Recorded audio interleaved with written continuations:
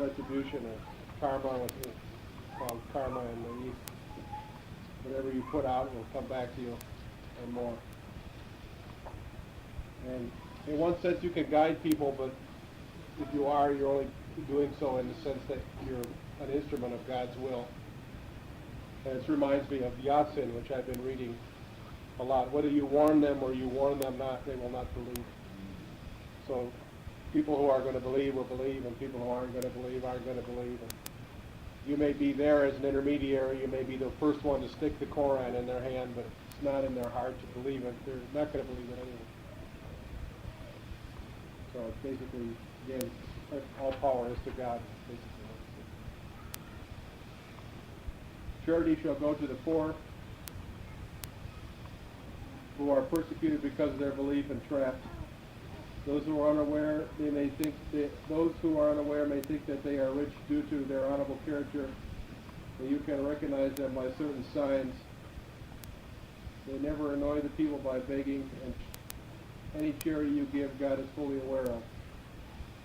Those who give charity by night and by day, secretly and publicly, their recompense is with the Lord. They have nothing to fear, nor will they grieve. In Morocco, there are people who bug you about charity. They're professional beggars. I mean, they may not even be poor. I vividly remember one woman in Marrakesh who could cry at will. She would come up and whether her husband was just lazy and they had money and just said go out and beg if you want something, and maybe they had money.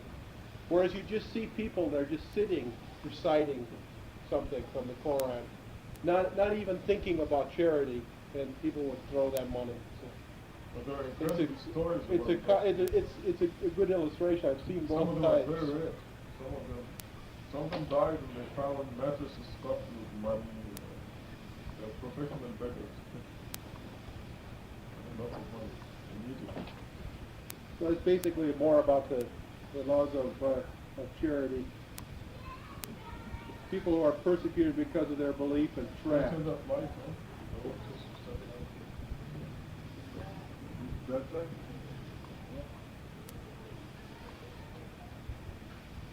So it's just again saying that charity is a good thing and it's one of the 5 pillars, and it explains a little bit more about faith.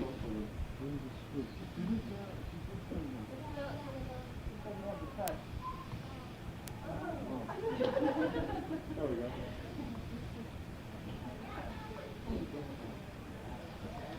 Back to Rashid. These 3 lines are about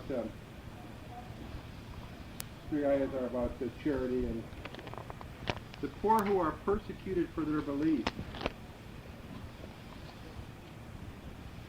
and trapped. What does that mean in Arabic?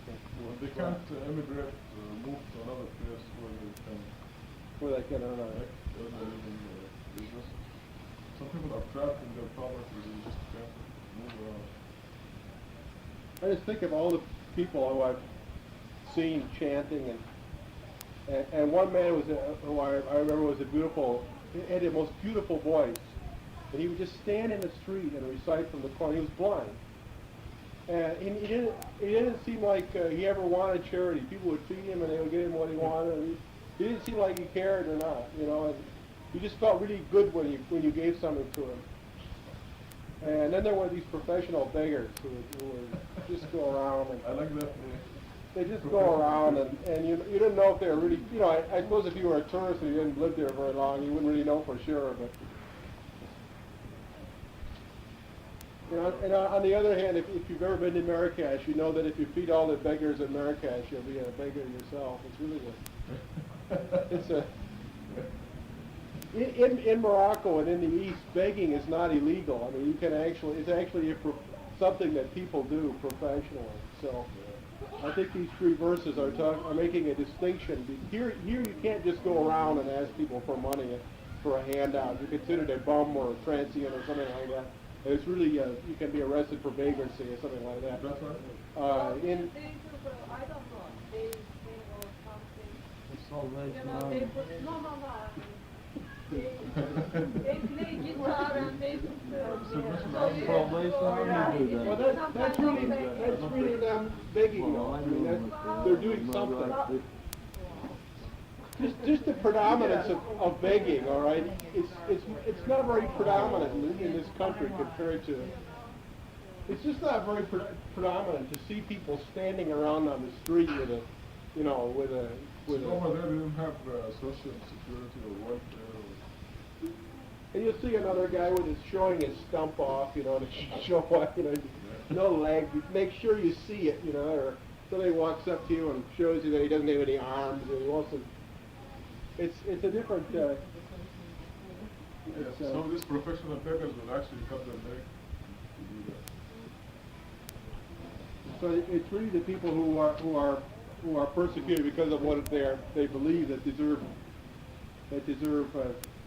charity the most.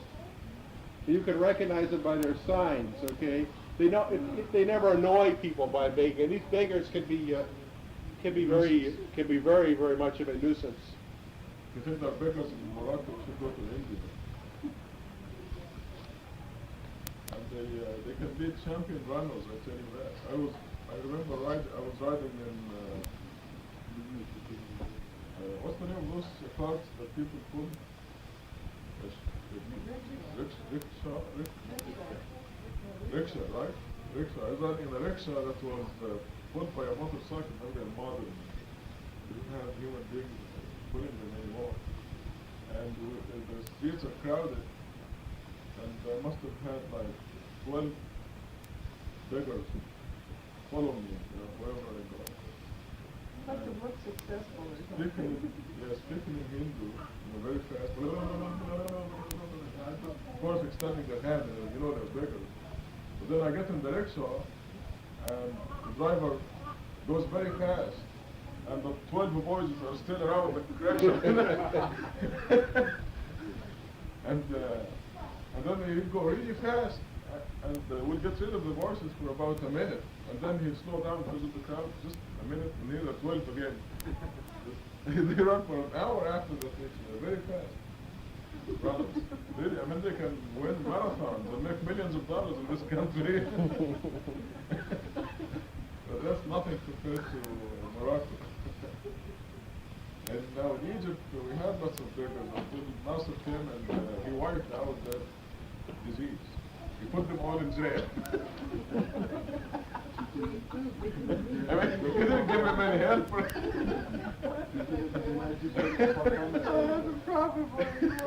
Yeah, he was that kind. Yeah, he was that kind of dictator. He was just no more beggars in Egypt. Put them all in prison. There they go. I think, yeah, this is what they do here too. No, it's vagrancy, or you know, whatever you want to call it. You can't just go. If you're playing a musical instrument, well, then you're a street entertainer. If you just walk around and say you got a dime, you know, or a quarter, or $5. Go to Los Angeles Airport. But I think they're from the group. Those are the Christians. Or the Moonies. Los Angeles, yeah. Probably it could be Martin Ravish's group. He's got him doing that 10-year-old guru who's now 27 and that.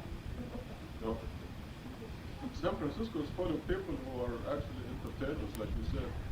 Very talented. They juggle things. Some of them will jump from 100 feet up into a pail of water. You know, this kind of. I mean, they're risking their life, but they really have to pay them.